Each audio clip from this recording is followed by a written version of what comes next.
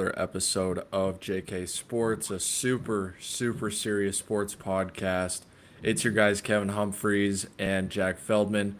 Jack, as you can see, it's rivalry week, and I'm, maybe not optimistic about our chances, but still got to rep the boys in blue. Um, as much as I want to talk about next weekend, Jack, we have to talk about what happened this weekend. What stood out to you most from this weekend? Um, I don't really know. I think it's got to be the Pittsburgh and Georgia Tech game. Yep. Them hopping out to a 28-0 lead was shocking to me. Yeah. I did not see that coming. I thought Georgia Tech was going to stay alive um, to get a chance into the the college football playoffs, but they decided to They're dead. drop an egg against Pittsburgh, and whatever they do against Georgia won't matter Yep. regardless. Yeah. No, that was definitely one of the craziest things. I think we should start with our just kidding sports take because Jack, take me to what was your favorite moment of the weekend and what every rivalry needs, shall we say. Oh yes, so this was definitely the best video I saw this weekend, and I can't take credit for it. My roommate Caden Miller showed it to me, but the California versus Stanford rivalry was awesome because Yeah. he had their fans just staring at each other at the end of the game. Handing over the axe. It was handing over the axe, and it was just almost like a ritual. And I think every single rivalry needs to have some type of passing of the torch, win or lose.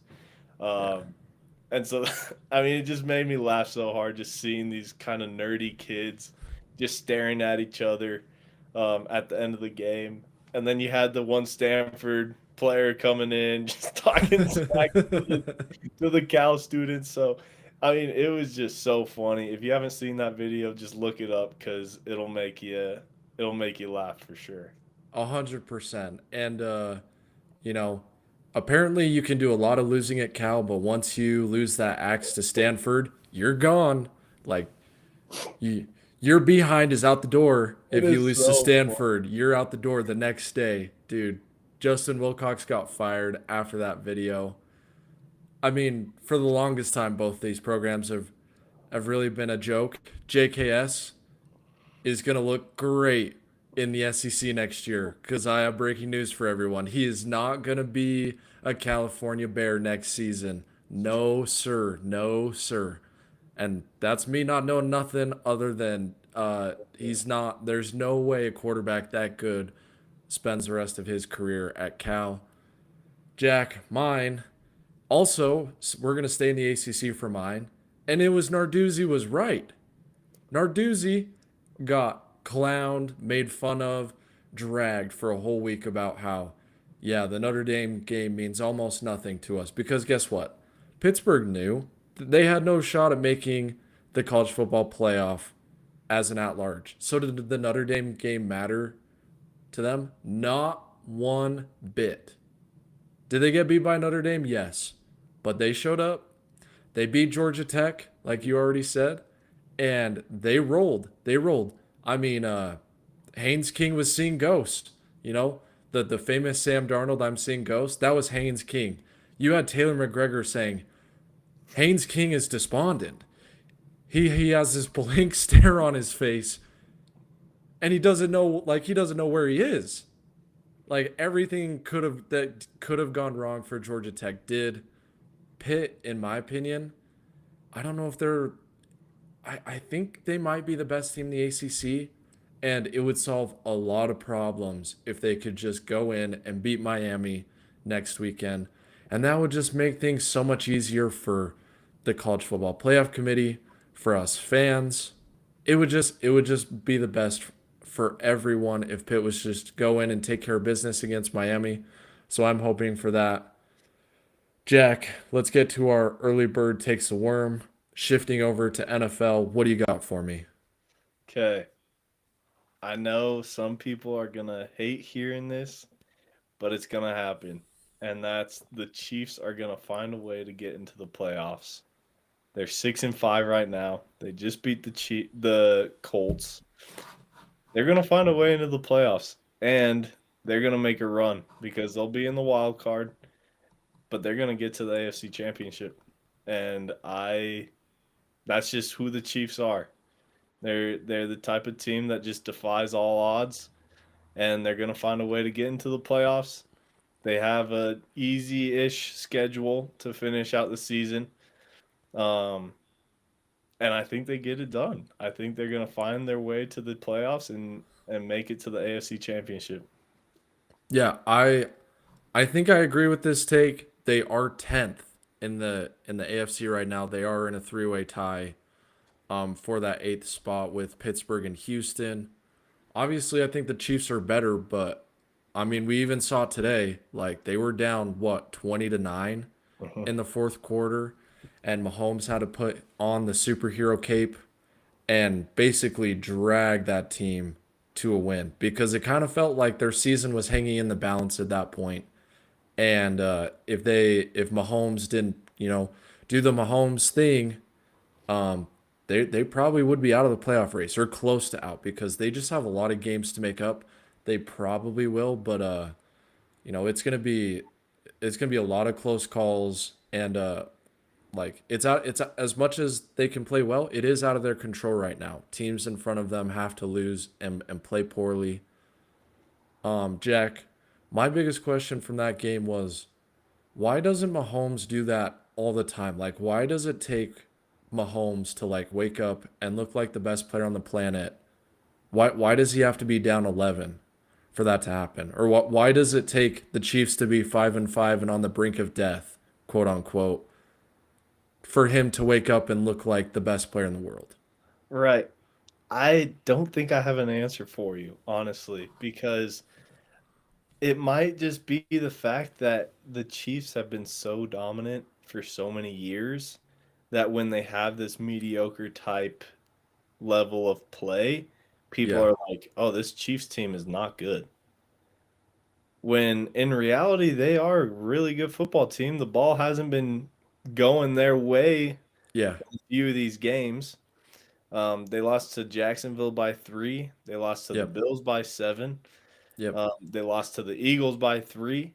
And so, like, these losses, it's not like they're losing by 20. Yeah. The ball's just not bouncing their way. They're 6-5 now. But it comes down to the fact that they need that consistent play by Mahomes to start it off. Mm-hmm. And then it's finding those young stars in Rashee Rice and Xavier Worthy. And if that is the case, that I mean, that's the winning formula for the Chiefs at the end of the Yeah. day is getting it to those skilled players and letting them do all the work.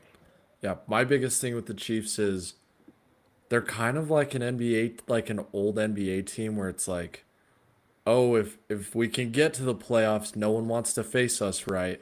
But Yes. they're so casual during the regular season that it Yes. comes back to bite them. And that's kind of what I get. I'm like, if you turn on some NBA games, you get insane games, and other NBA games you turn on and you're like, oh, this Knicks team, like you they're not focused on seeding really. They just need to make it in the playoffs. Like, same with other teams that have been there, done that. The Celtics kind of went through that stretch for a couple years there as well. I mean, you look at the Clippers. The Clippers thought, hey, like we put all these old dudes on our team, and then we'll figure out a way to get to the playoffs. And when we do, maybe we can make some noise, right? Right. But it's just getting there is going to be the hardest part. Like you said, if and this is a good segue into our take tracker, or sorry, our early bird takes the worm take. Jack, take it away. Yeah, so I mean that's what it comes down to is those Chiefs are going to end up in the playoffs. They're going to Yeah. end up getting to the AFC Championship because the path they're on is I see a path to the playoffs. They got Mm-hmm. 6 games left. They play at the Cowboys on Thursday night, this upcoming Thursday on Thanksgiving. And then you got the Texans, who you're tied with. I expect them to win that game at Arrowhead Stadium. Right. And then you got the Titans and Raiders. You can almost guarantee a win on those two. And Yep. then, honestly, you have to win against the Chargers or the Broncos, and they both are played at home. And Yeah. so, at the end of the day, if you go 5-1 at the end of in these last six, you're 11-7, and I don't see an 11-7 team missing out on the playoffs this year. Probably not. Yeah. So that's where my take, that early bird. That's kind of my thinking process is. Hmm. They have a path to go 5-1 in these last six games, and if they go 5-1, they're going to make the playoffs. And what happens when they make the playoffs? Then Patrick Mahomes becomes the prime Patrick Mahomes we all know, and and some of us love. Um, Hey, I love prime oh, Patrick I love it. Mahomes. I love it. And so Travis Kelsey's probably a person of the past, but you got Rashee Rice, you got Xavier Worthy, you got two decent running backs, you got a solid defense, and so Yeah. at the end of the day, the Chiefs are the Chiefs, and they're going to find a way to make it into the playoffs. Like you said, with those NBA teams, like the old Spurs team, the old Warriors teams, you don't want to face them. You don't Yep. want to face them one bit, and it's going to be the same thing with the Chiefs this year. Yeah.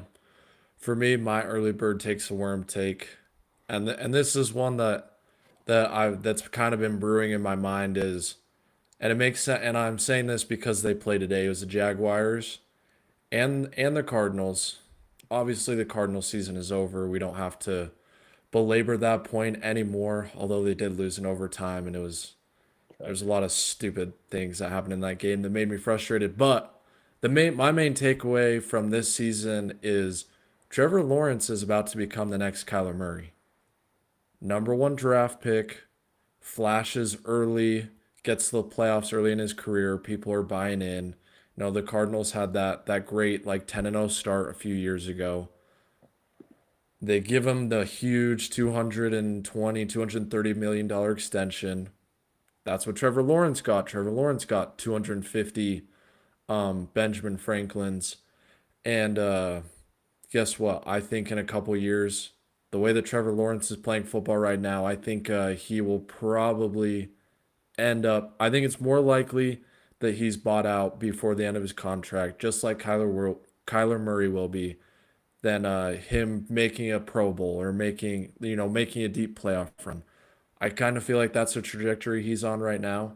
He's an okay quarterback in the league. He'll never be top 10. He's probably not below 20, but if you're paying a guy that much, like it's tough to win football games in the NFL, and they're winning in spite of him.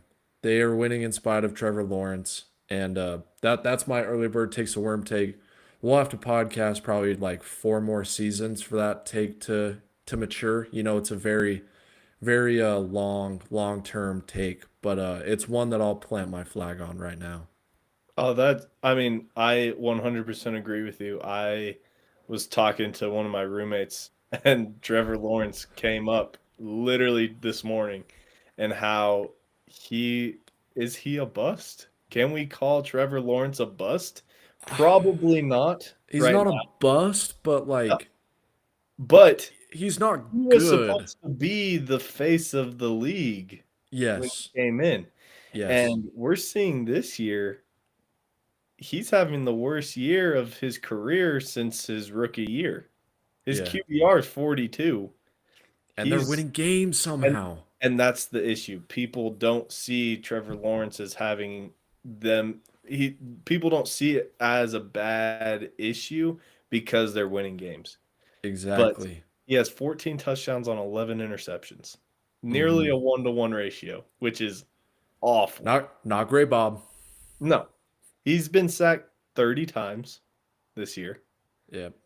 And this is the lowest completion percentage he's had in his whole career at Hmm. 59.8.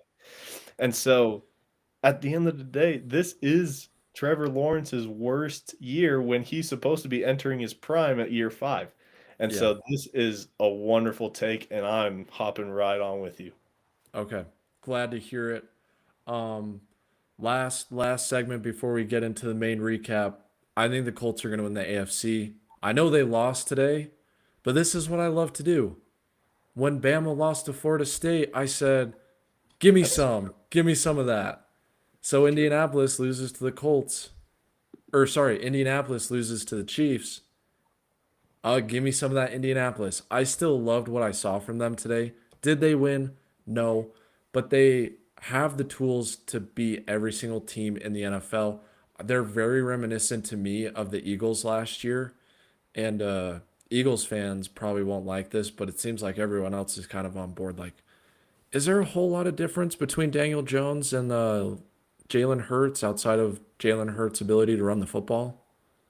Like if you okay, I didn't even think of this until now, Jack, but if you swap Jalen Hurts and Daniel Jones and you put Daniel Jones with those weapons that Philadelphia has, are the Eagles worse off? That is a very interesting The question. Colts, the Colts are the AFC Eagles. If And you're I think that getting running game is so good that it doesn't matter who the quarterback is. right, if you're getting the Daniel Jones of this season, there is no drop off, honestly, because Yeah. Daniel Jones is a top 5 quarterback this year, which is crazy to Yeah. say. I don't think, and to be fair, like statistically as a top five quarterback, obviously, if we're just like drafting quarterbacks Right. in a draft, not taking Daniel Jones um in the top five, but like I would really have like when it gets to like Hurts and kind of like that Jordan Love. B that like yeah, right? Like that like B level tier, like B minus level tier, like I think Daniel Jones, the way he's played this year, showed that in a system like Indianapolis's, where you can play out a play action and you have a good run game, just like Jalen Hurts has done his entire career with that Eagles team, and you've seen it. Their offensive line gets hurt, and he doesn't look that good, right? And they lost to the Cowboys today. We'll get into that game in a minute, but like this Colts team reminds me a whole lot of last year's Eagles team. Their defense held the Chiefs in check for 3 quarters. It was impossible for the Chiefs to score in the red zone for 3 quarters. They just they couldn't do enough in the fourth quarter. But I think overall, this team, this Indianapolis Colts team, is the most talented team, top to bottom on the roster, and that's why they're going to win the AFC.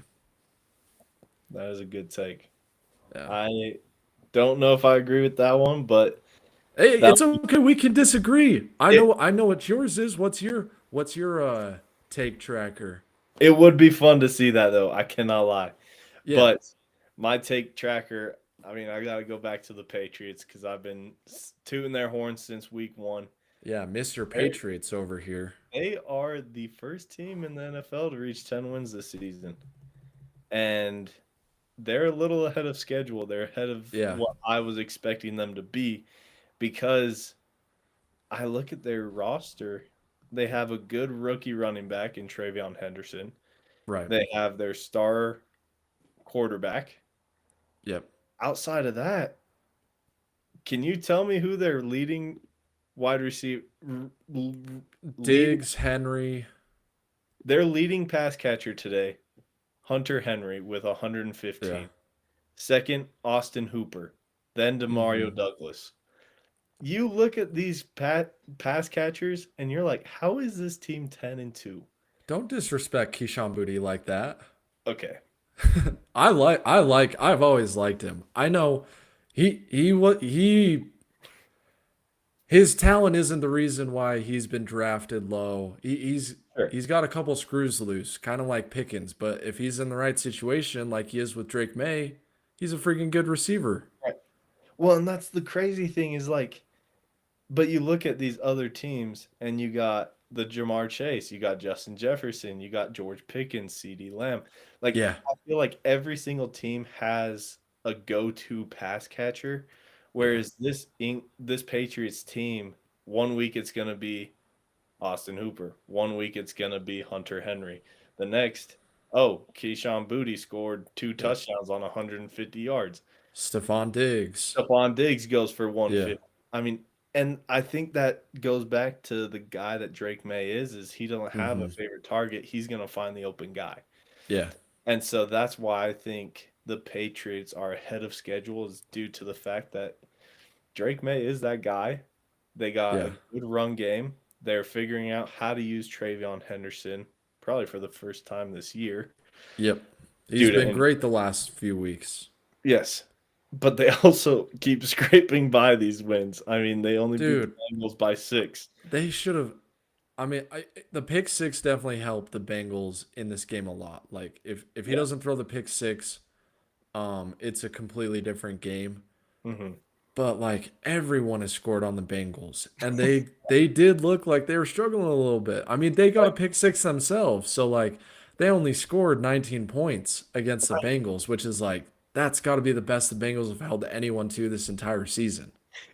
It's just insane to see this Patriots team because, I mean, they beat the Dolphins by 6. They beat the Yeah, Saints by 6.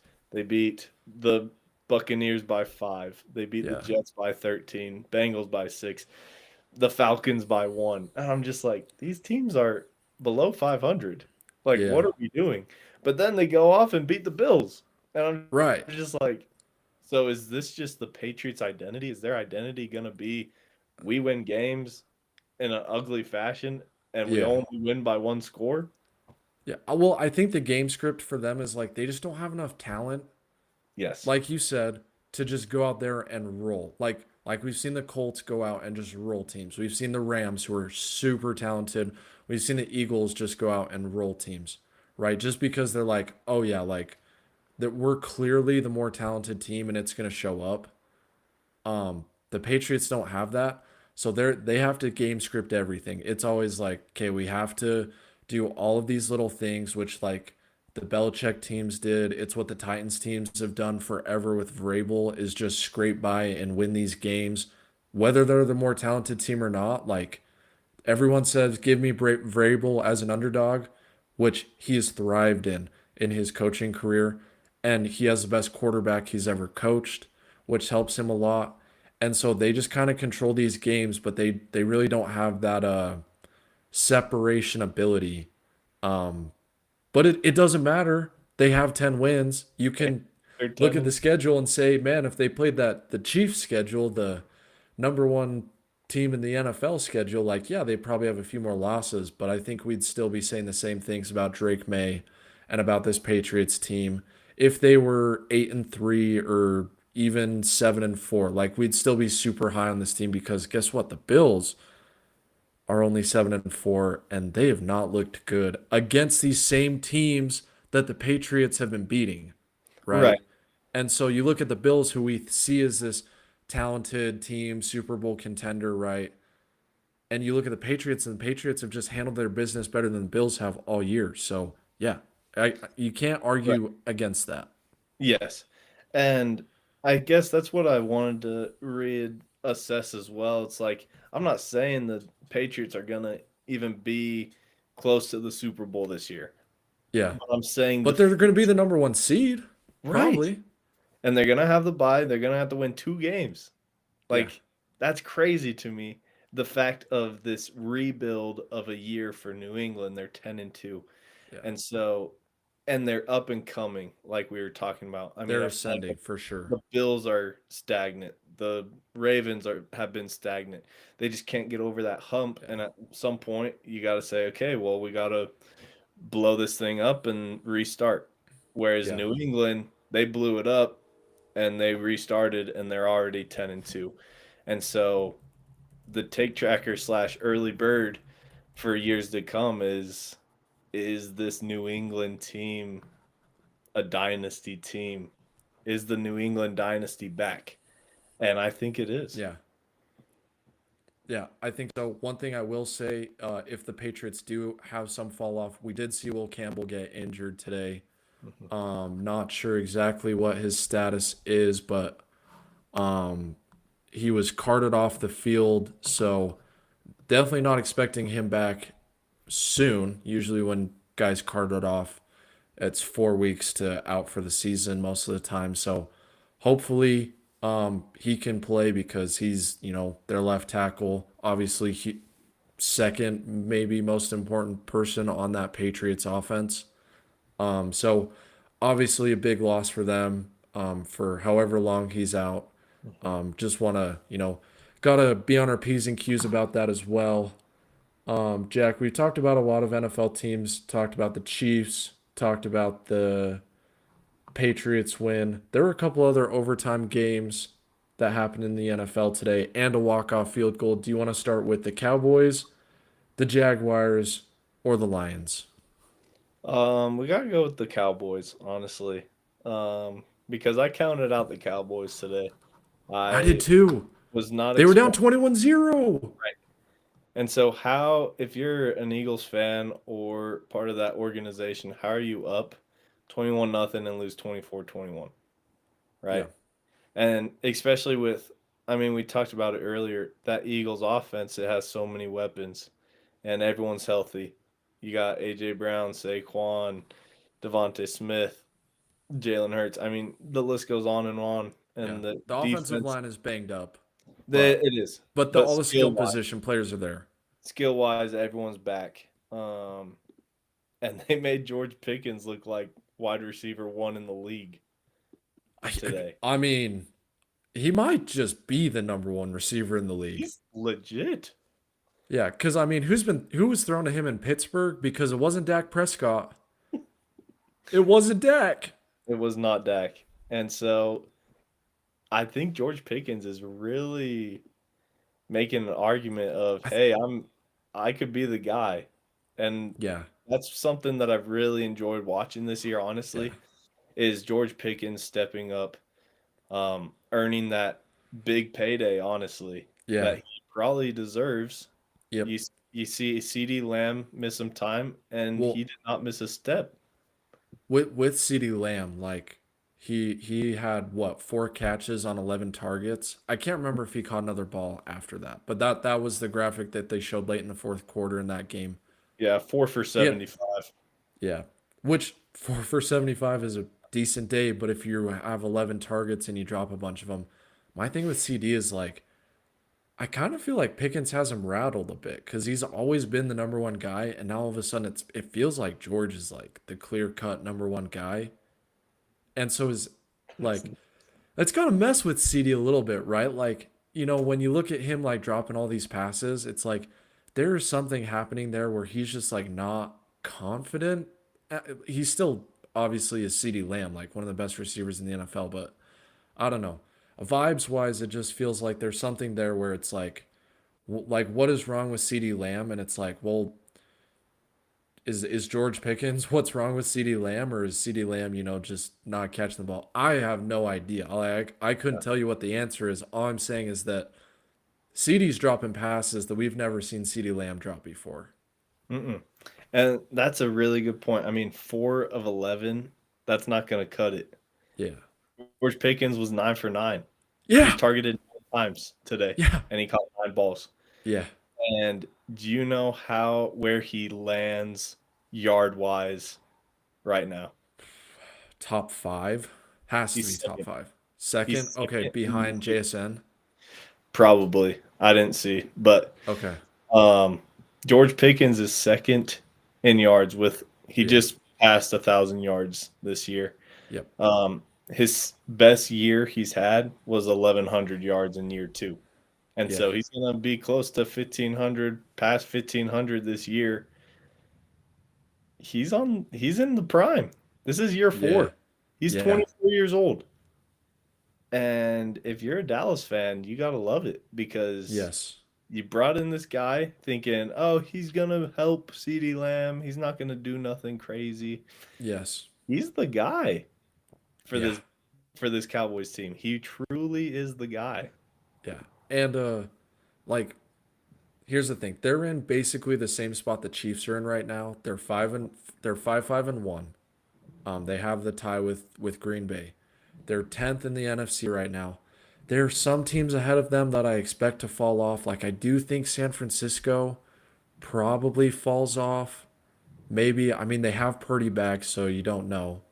But like I think there's just a lot more carnage in front of them that has to happen in the NFC. Like Carolina and Tampa Bay will choke each other out for that spot. And then it's like Detroit, San Francisco, and Green Bay. Like maybe there's some carnage in that NFC North, and only one and Dallas can pass Detroit or Green Bay in there. But like I think there's probably too many teams in the NFC for them to actually make the playoffs this year. But you have to be not excited about next season because Cowboys fans are sick of being excited for next season and all the talent that they have on the roster, right? But like whether the Cowboys make the playoffs or not, like if that defense looks good and you have Dak and CD and George Pickens and Ferguson and Javonte Williams, like all dudes, all of those guys are dudes. And they had like Overshaw, I think is his name back. He was good for them last year. Like they just have a lot of talent to where like at some and they beat the Eagles, who we think collectively as an NFL fan watching like is the most talented team in the NFL, right? Like Mhm. they came back and beat the Eagles, right? And they looked like the first time they played the Eagles back in week 1, Dallas was the better team for like what, 3/4 of that game too. And so like this Dallas team is close. It's got to be frustrating as a Dallas fan, and honestly like I don't feel bad for Dallas fans at all. But if you are a Dallas fan, it's got to be frustrating because this team is loaded and should definitely be a playoff team. And they will probably play like a playoff team for the rest of the season, but they're not going to make the playoffs this year. Right. Um, I think this might be the biggest Thanksgiving game that we've seen in a long time. Yeah. Chiefs, Cowboys. Yeah. The, They're both in the same spot. they're in the exact same spot. Win this game, and you're really making a case to make that playoff. And so Mm-hmm. that's going to be the game of the day, Thanksgiving Day. And I think it's going to be one of the biggest games Yeah. under the radar that we've seen on Thanksgiving in a long time. Yeah. I think so. Next game that we'll get to, Lions beat the Giants in OT. If you had Jahmyr Gibbs on your fantasy team today, you won. You won. You won. You won. There's, I mean, unless you started like, unless every other guy on your team is on injury reserve, you lost. But Jahmyr Gibbs was insane, insane today. But the Lions, like, outside of Gibbs, it was like, man, what is wrong with this Lions team? Like, why are the Giants giving them so much problems, right? Uh, Honestly, the best thing that we saw today was that Jameis Winston catch, He's a legend. touchdown, I wouldn't say run, it was more of a rumble. But that was the best that was the best play I've seen all year, I Oh, think, man. in the NFL. Yep. I'm so glad Jameis Winston is back playing football. Oh my gosh. Thank you, football I gods. am so grateful. I mean, he threw for 360 today, two Oh, touchdowns. He had a 33-yard catch touchdown, yes. longest one since like 2015 from a quarterback. I mean, this guy can do everything, and he's Did just awesome off the field. Did you see the one where it was, I think it was third down. They were backed up against their own end zone. And he just throws the ball as high as anyone has ever thrown a football before. And I think it was like a 25, 30-yard pass. But the ball hung in the air for 6 seconds. And his receiver it's drop like it just drops right into his hand. Like Russell Wilson was jealous of that moon ball, dude.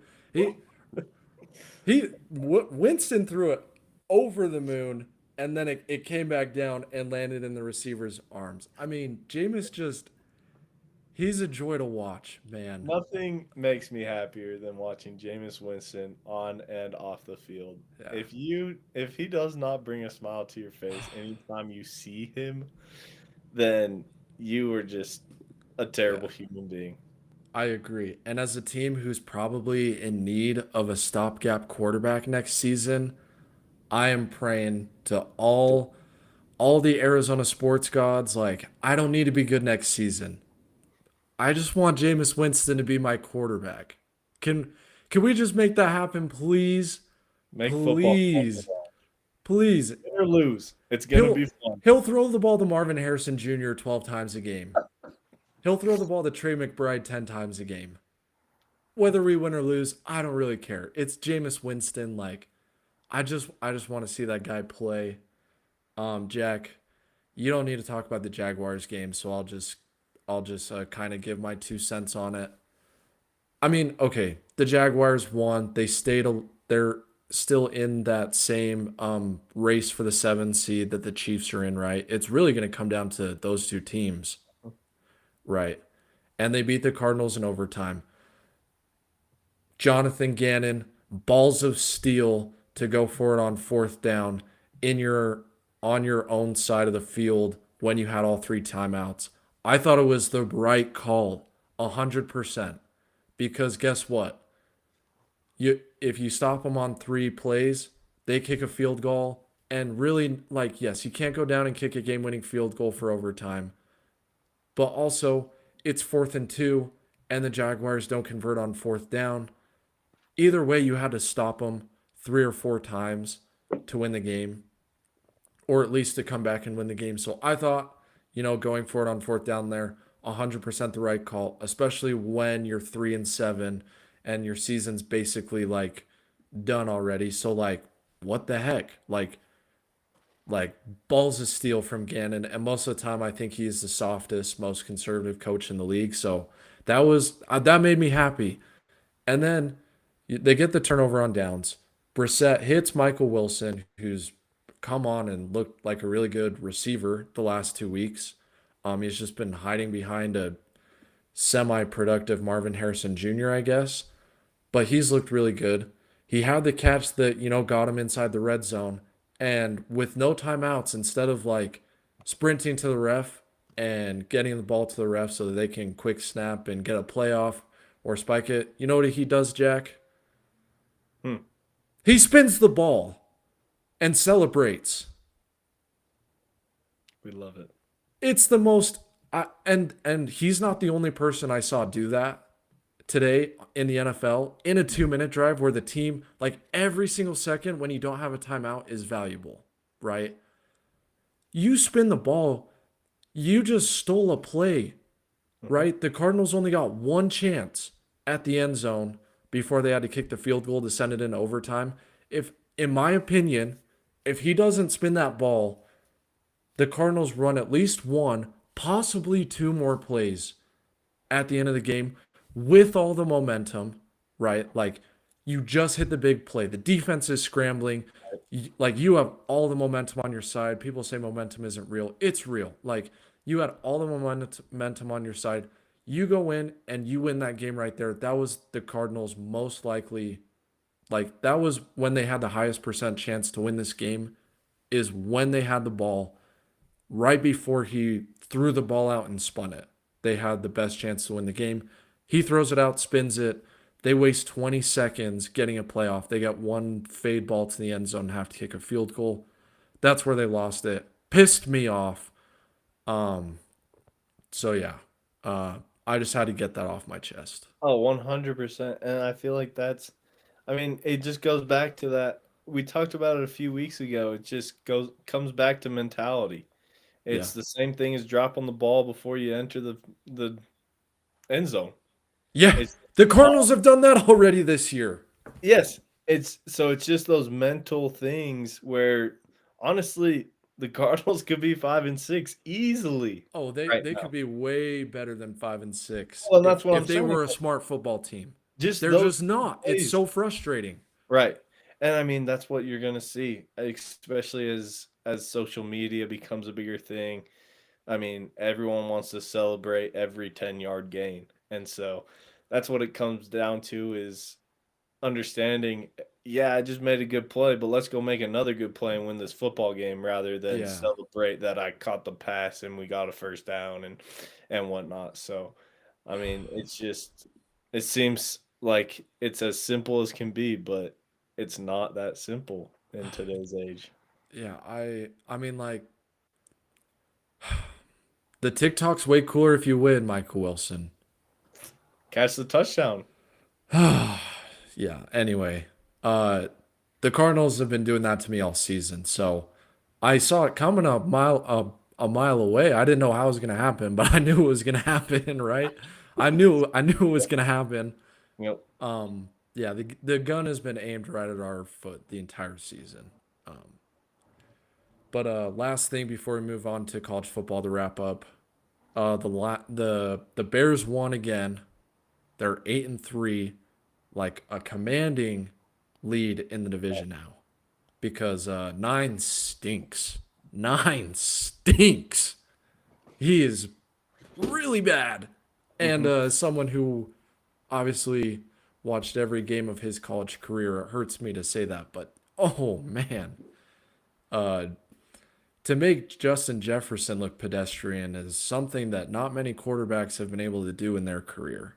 Honestly, no one has been able to make Justin Jefferson look as bad as he's looked the past few games as JJ McCarthy has. Anyway, but back to the Bears, Jack. You've been high on them all season. They got another win today.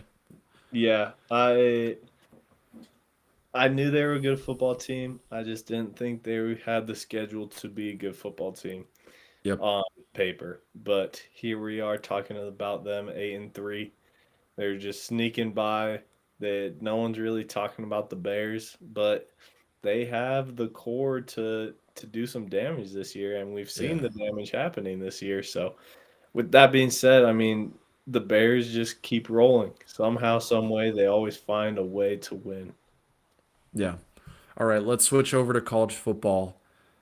I think you and I both agree this weekend of college football was bad. It was boring. Like It, for as excited as we are about this weekend of college football, it was the complete opposite on Saturday, right? Like every SEC team basically played nobodies.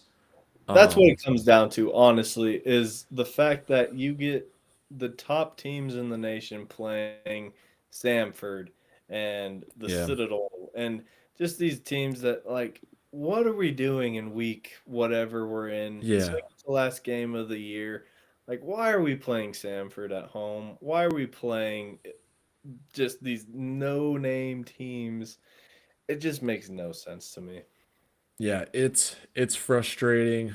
The one good SEC, well, the one good matchup SEC wise was Oklahoma Missouri.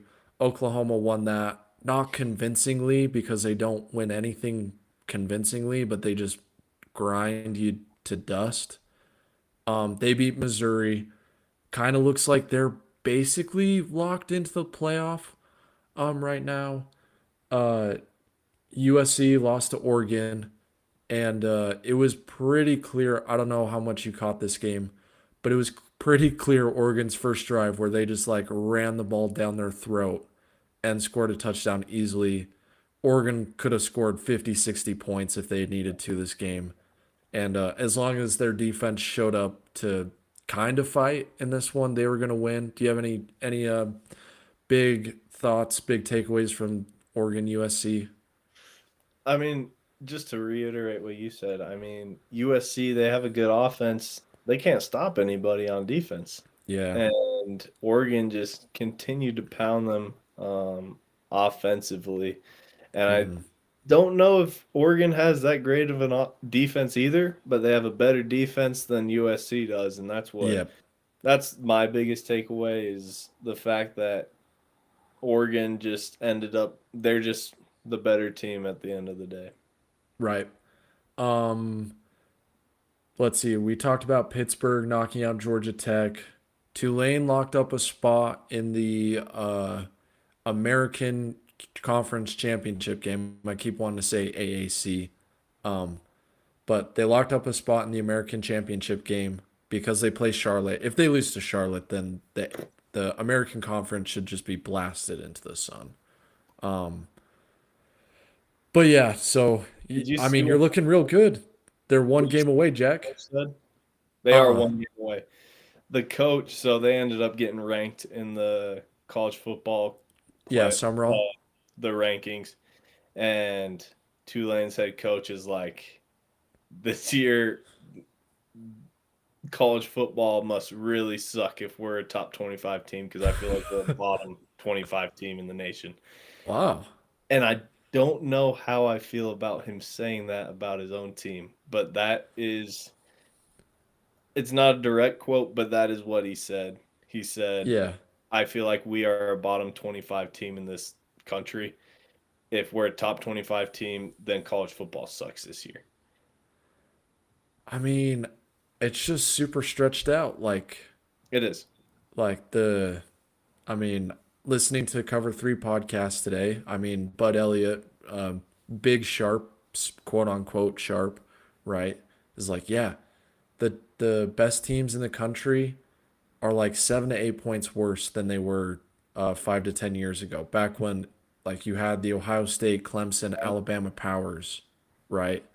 They're 7 to 8 points worse, and I feel like teams 5 through 20 have gotten a little bit better, maybe just stayed the same, and that's all they've needed to do, right? And then teams like 25, like honestly, 25 through 70 this year, you could throw a dart.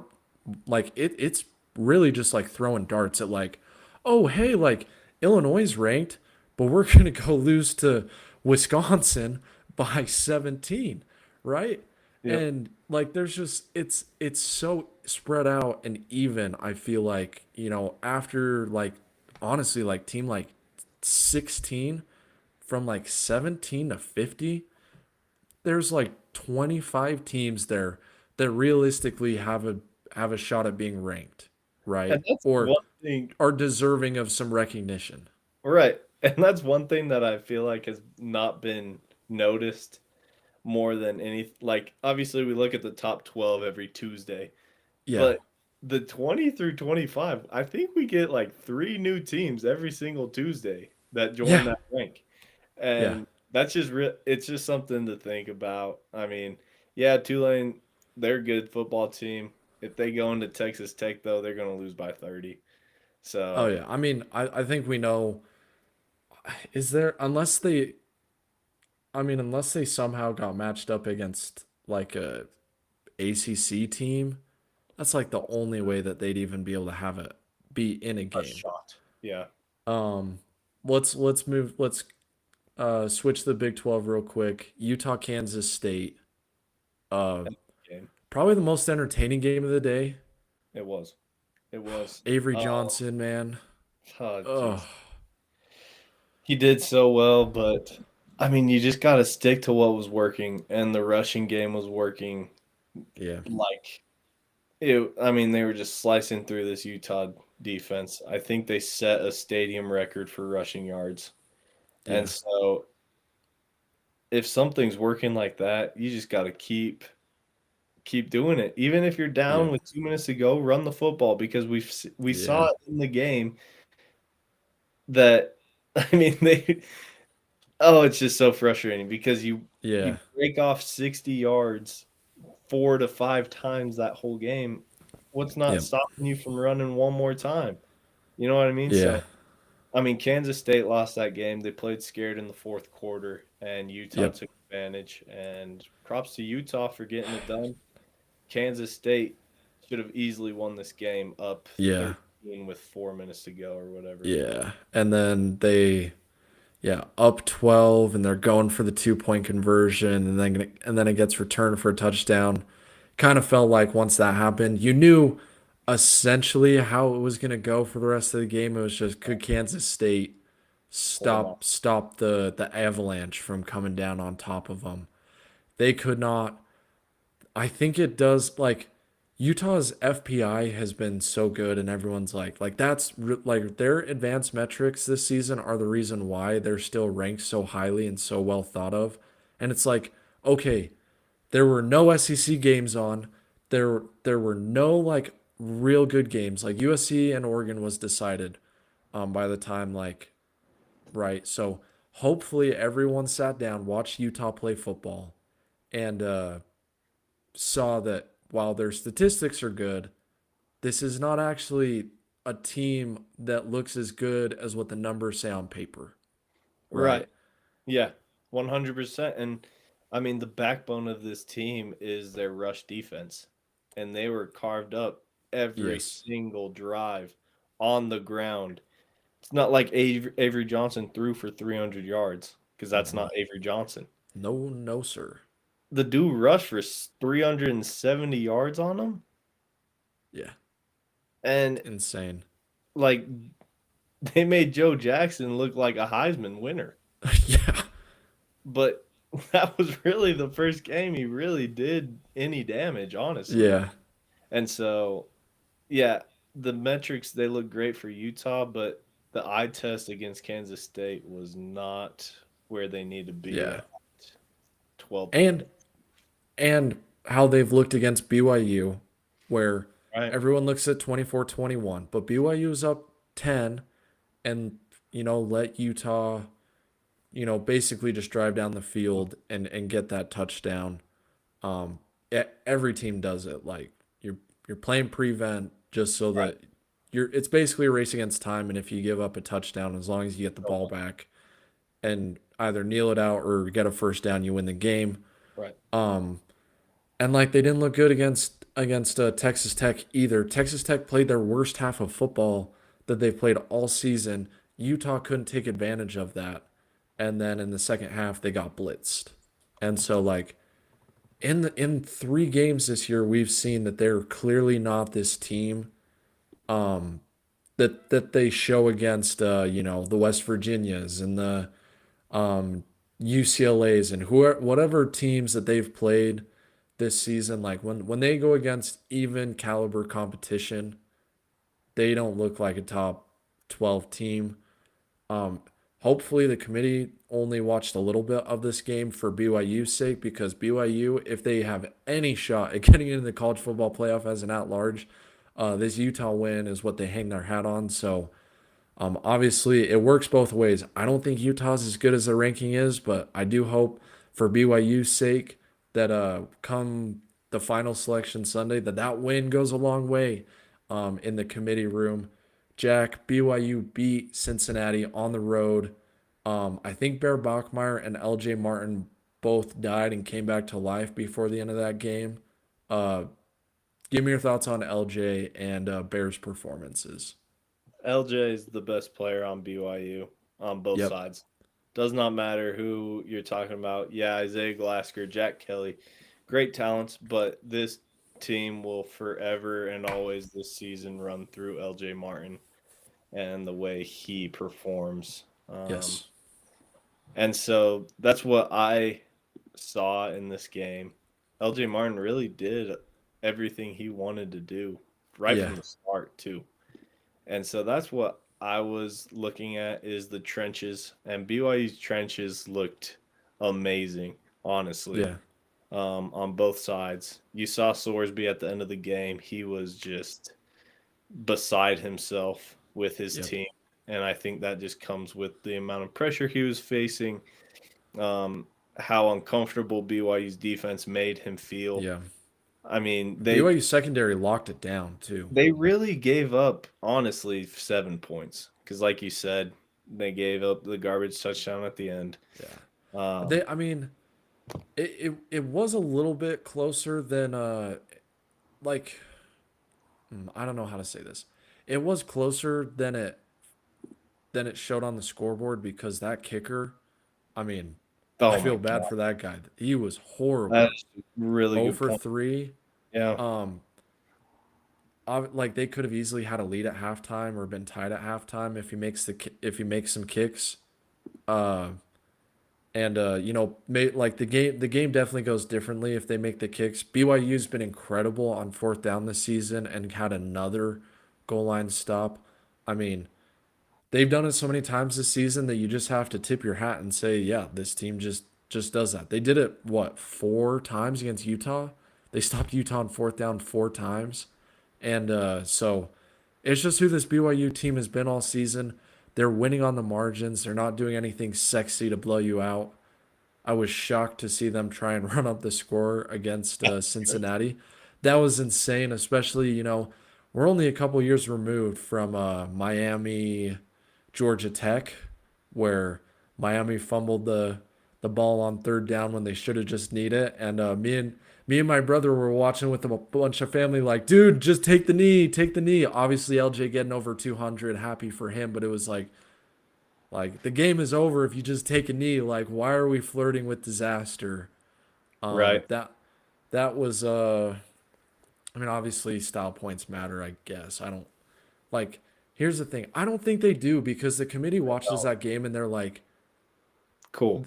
the committee presses the stop like the pause button when Cincinnati calls their last timeout and BYU gets a score. Everything after that is Doesn't completely irrelevant to the actual outcome of the game unless BYU fumbles the football. Now, if you think that the committee isn't actually watching games, I mean, maybe you have an argument, but like in my opinion, these guys are watching every single game.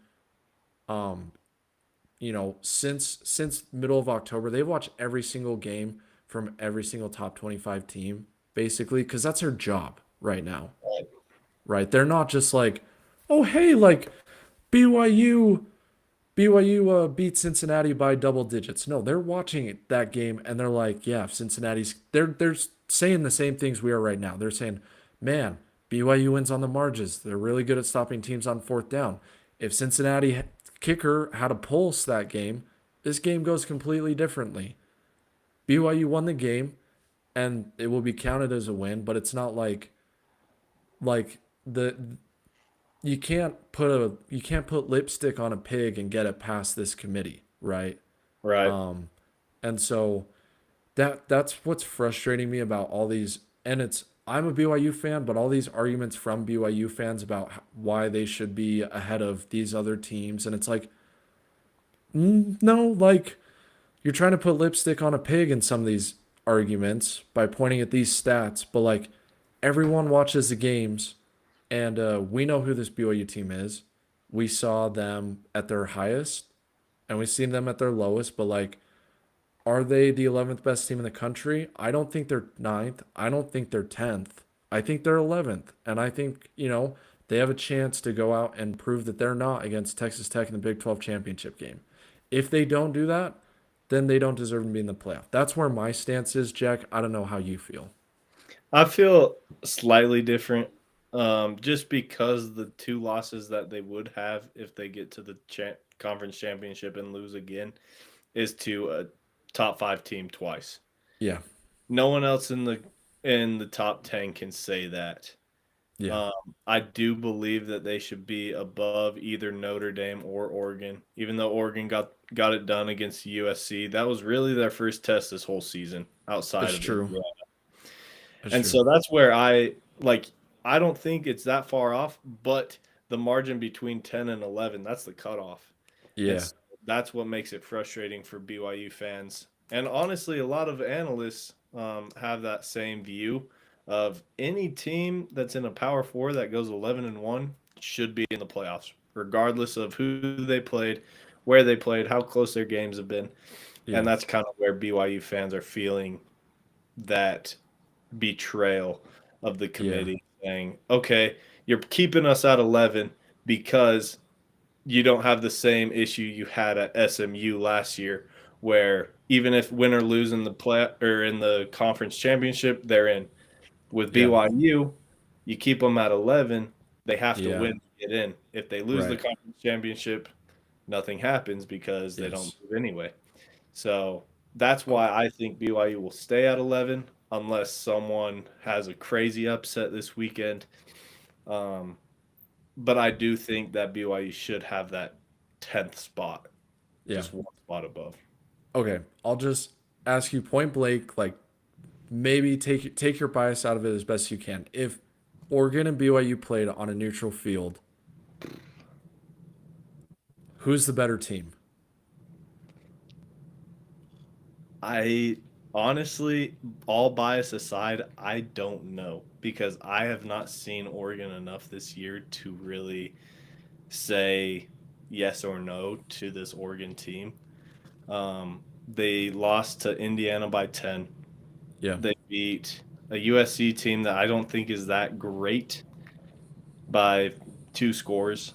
Yeah. Outside of that, they played Northwestern. They played sub 500 teams, and so Yeah.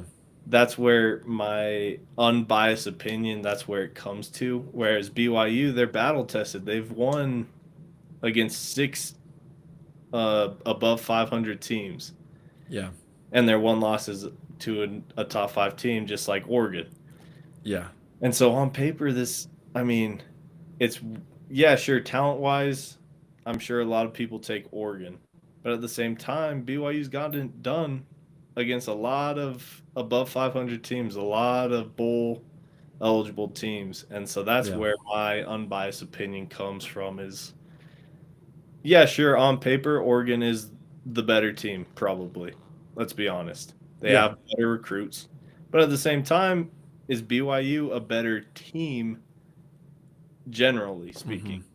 Yeah. So, I just think sometimes it's not like for me, I just look at it simply like I don't think I think BYU probably looks very similar to how USC looked on Saturday against Oregon is kind of how I feel about it. I think I think it would be very difficult for them like if they played Notre Dame on a neutral field. I think Notre Dame wins because guess what? We talked about how LJ Martin is the best is the best player on BYU. Well, there's a guy on Notre Dame two of named them. Jeremiah Love that is perhaps the best player in the country, right?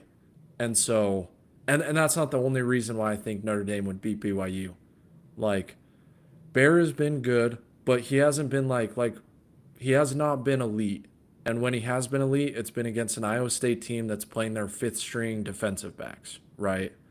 Um, so it's very hard for me to like look at that and say like if you just like said who do you think would win and you think that Oregon and Notre Dame would beat BYU, then I have no problem. Like I don't know why the committee should just come out and say, yeah, we think that like their resumes are mostly the same. Like they're close enough that it just comes down to who do we think is the best team, and that's what they go with. I have no problem with that. They should just come out and say that because if they do, I have no problem with that. If they're like, oh, BYU doesn't have good wins, and they try and like talk their way around of just saying what they think, which is they think that BYU isn't as good as Oregon and Notre Dame. I'm fine if they just come out and say that, right? Mm-hmm. What that sucks for BYU fans, but like it's a group of 15 guys who are supposed to like with that many people like obviously Mark Harlan would love to see BYU not make the college football playoff, right? Like we know that, right? Yes. We know that, but outside of him, there's no one else in that room is like carrying a sword trying to like chop down BYU, right? And say like Right. it's not personal. It's just they don't think BYU is as good as those other teams, and that's what's so frustrating to me. Listening to BYU fans talk about the committee is like, I don't think it's against you. I think it's just it's a sucky position to be in. Right. I think it also comes down to like the committee will make agendas to serve their purpose. And I think that's where Yeah, a lot of people get frustrated is it's those double standards of, oh, well, you said that this team is ranked high because of this, but you dropped BYU because of the same thing, mm-hmm. but they have very similar things. And so Yeah. honestly, at the end of the day, I really want them to go back to some type of metric, some type of quad Well, one. if you went to FPI, then Go right. And so like, FPI would suck because Utah would be a 5 seed in the playoff. well, and that's what I'm saying. Like, somehow find something to take all bias apart. You know what I Yeah, mean? Not FPI, not, I mean, I don't even know if we have the metric right now to make it yeah. that way, but somehow, some way, and it's not just BYU. I mean, it's the same thing that happened. Miami's the outside of BYU fans, like the biggest Sure. argument in college football is Miami versus Notre Dame because Miami's like, Right. oh, we have the same amount of losses as Notre Dame, And we beat them. but and we beat them. But it's like, okay, Notre Dame has now you shouldn't be rewarded for good losses, right? But your margin of defeat this season has been by 4 points to the let's see, the number 12 team in the country, and the number is Texas A&M 3, right? They're 3. Yeah. To the third team in the country and the number 12 team in the country, and every other game you've played this season, you've won by 25. Whereas Miami, it's like, okay, you had a nice win against Notre Dame. Outside of that, you only beat Florida State by 3. Florida is terrible, and it was 13-9 halfway through the fourth quarter. Like that's what people don't get is like Miami, we watched you play against some bad teams and play bad. Right. Like we're not punish like we're punishing you because you lost to SMU and because you lost to Louisville and against Louisville, you did not lead the whole game. Like it wasn't a fluke. Louisville just beat you. They came into your house and beat you. Um, SMU, like, it was a back and forth game the whole time, and the best quarterback on the field was not Carson Beck. Like, that's why you lost. And so it's like we're watching these games, and so like I think Notre Dame's a better team than Miami, and head to head should matter, but like at the same time, like Notre Dame has been, top whatever in the country, right? Like metrically, like if you're looking at power rankings or FPI or whatever metrics you want to use, Notre Dame is coming out much better than Miami in most of those. And so the committee's using that and saying, well, yeah, head to head's important, but like if Notre Dame's seventh in our metrics and Miami's 14th in our metrics, then well, should head to head matter over the metrics? Like this is where it all gets confusing. And Pittsburgh should just beat Miami, and BYU should just beat Texas Tech. So all of this goes away. Right. But one last point about Notre Dame is the fact that you schedule 2 top 10 teams to start the season, right? Yeah. And then you play Purdue, Arkansas, Boise State, NC State, Boston College, Navy, Yeah. Syracuse. It's like they get rewarded for building a schedule that they know they're gonna dominate in. Yeah. Right. But we've already went over this. Like these games get scheduled 10 years in advance as well. Right. But you can So predict that Purdue's gonna be bad at football. You can that's predict true. that Boston College will be bad. NC But State. Purdue's an in-state rival. Like Sure. they've been playing that game for a minute. Like they play USC. Right. Um They did. like And they if played you look at a Big Ten equivalent schedule, that's the same. It's the same schedule as a Big Ten team, That's fair. in my opinion. Okay. That's fair. It's just frustrating to like Well, understand. I understand the point when you're looking at a Notre Dame schedule versus a different team schedule, where like BYU's played this amount of bowl teams and Notre Dame's played what 3 or 4 less bowl Yeah, teams. 4. I think But again, they did blow out Pitt, and Pitt might win the ACC. right at Pitt. Yeah, And so I think that's where most frustration comes from as well. It's if you're Notre Dame, go schedule Georgia game 1. Go schedule teams like Texas game 1. So win or Well, lose, yeah. it's not going to affect you. Go schedule NC State, the teams that probably won't be good. Teams like Yeah. Pitt, who could be good, but you should still win. Teams like Syracuse, who hasn't been good in years.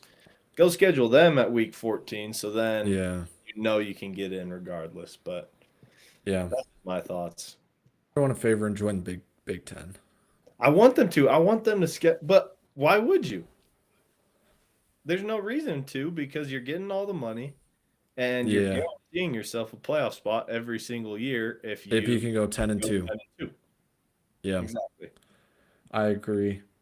Man, we went hard on Kind of college cooked. football. I thought we didn't have much to talk about, but holy cow, we got worked up about it. We did. Let's see. Quickly to end. Here are my college football locks to make the college football playoff. Okay, are there any of these teams that you disagree with? And this is basically if they lose on Saturday, they're still in the playoff. Is basically what I'm saying. Ohio State. Yep. Yep. Georgia. Yes. Yeah. Texas Tech. Yep.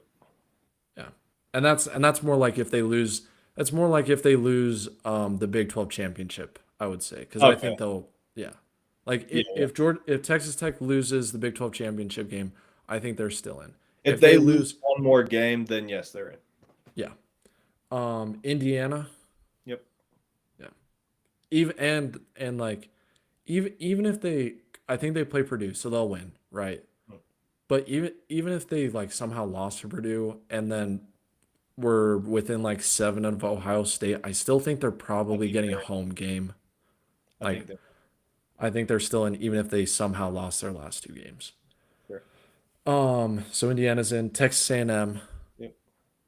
even if they lose at, it's is it at Texas? It is at Texas. It's If at they Texas. lose at Texas and they lose in the SEC championship game, they're still in, right? Yes, you have Yeah. to stay normal, I guess. Yeah. The ACC champ, obviously, whoever that is. Right. Um, and then I think the American champ is in. I agree. Do you think JMU has a shot?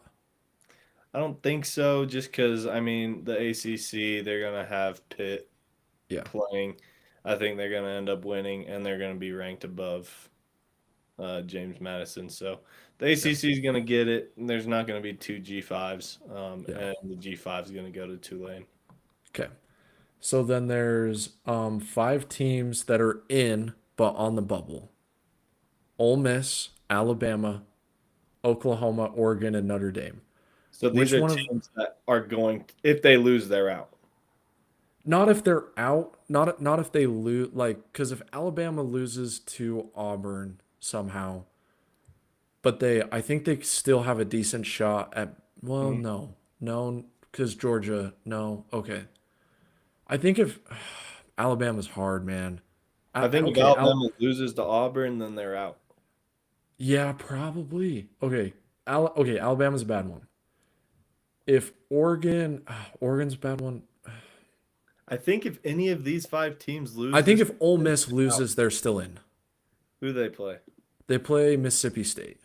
And they're going to be in the SEC championship. No, it right now it's Texas A&M. It Uh, they're the last team. It's like Texas A&M, then Alabama, then Georgia, and then Ole Miss. So Ole Miss only gets into the SEC championship game if like everyone else loses. this is nuts. I think they're in if they like lost on like a game-winning field goal to Mississippi State. What Like are they it's just, now? 6, 5? 6. I mean, we obviously the rankings will get updated on Tuesday, but That would be if Ole Miss loses. That's going to be just an all-time. Not sure where the committee's going to put them, and I'm not even exactly, exactly. because But they will I be do 10 think or I do 11. think they'd be in. I do think they'd be in. Um, Oklahoma plays. Who do they play this weekend? I think they play Ellis. Do they play LSU? Yes, they do. Yeah. So I assume they win and they're in. They definitely probably have the easiest game outside of Notre Dame left on the schedule because Mississippi State's still fighting and playing for something. LSU was all these bye games that we talked about. LSU was in a dogfight yesterday against their Bemidji State. So Yeah. things are not going great there. Obviously, if Notre Dame and Alabama lose, they're 9-3, and I think they're just out. Um, and then the hopefuls that are right in there: BYU, Miami, Vanderbilt. Is that the right order for those 3? Yeah, it would be. And then behind them, Utah, Michigan. If I think I'd put Michigan over Utah in the hopefuls Yeah. because if they beat Ohio State, How much should a win against Ohio State bump them up? Like, should it take them all the way up to like past Notre Dame? what are they now? They have them at like 18th, 16, I think. 16.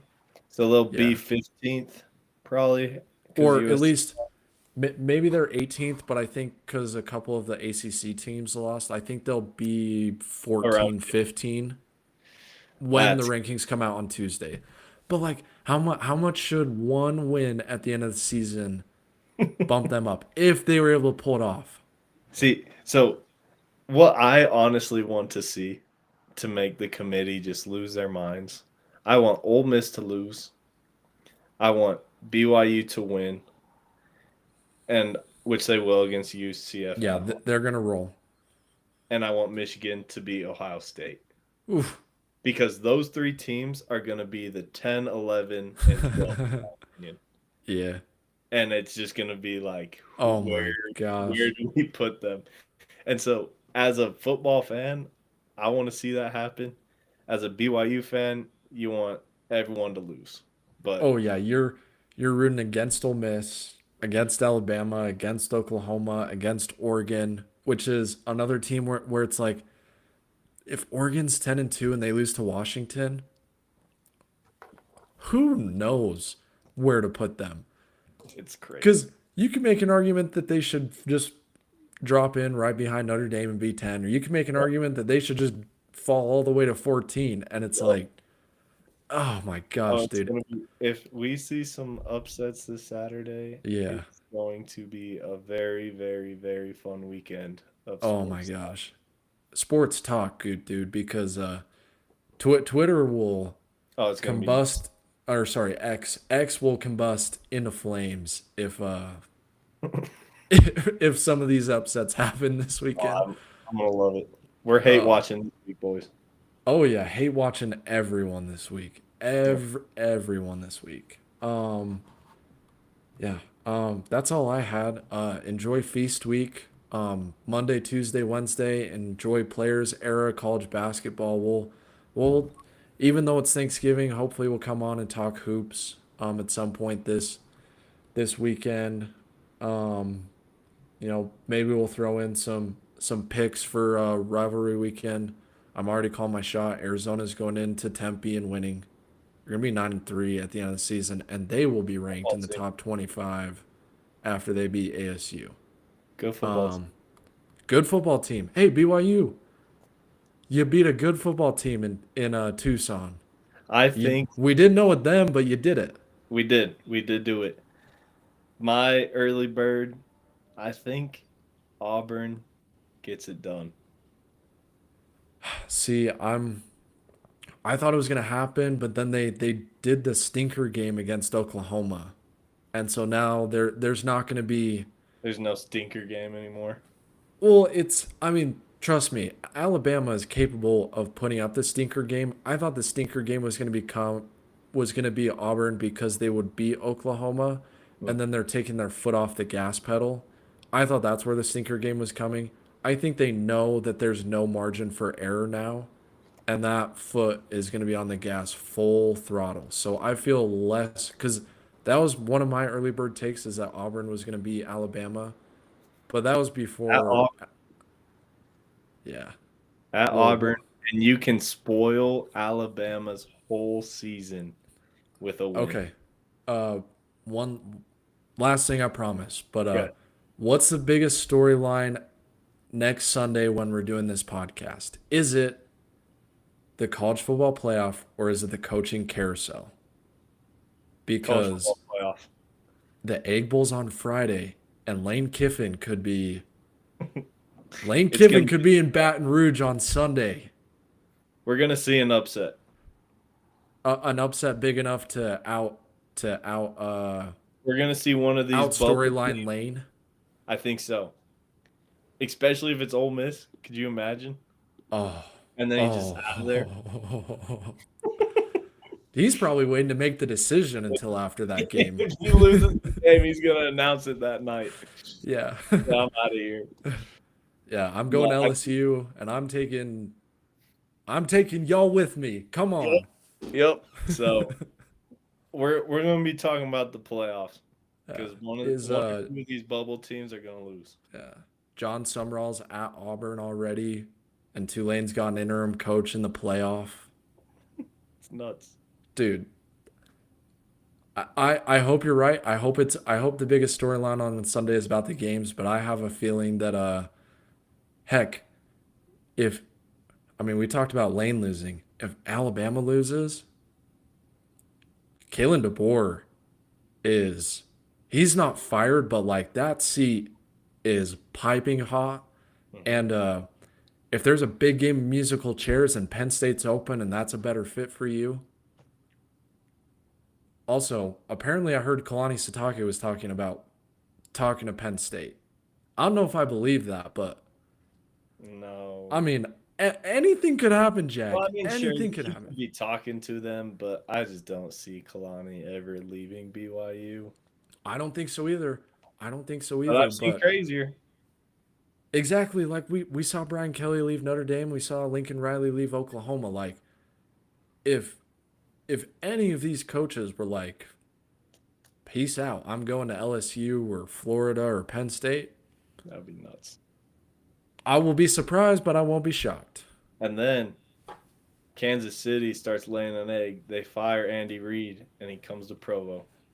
Oh, you think Andy wants to recruit? No, that's why he's gonna hire some crazy NFL dudes to do it for Oh him. yeah, he's the who we got a Kevin Young of in the NFL. Is that what you're saying? Yep, yep, Yeah. exactly. All right, all right. That's it for us at JK Sports. We went far too long, but we were having fun. So hopefully you do too when you listen to this. Follow us on YouTube. Subscribe to us on YouTube, Spotify, Apple Podcasts. Follow us on TikTok, Instagram, and on X. And we will see you guys next episode.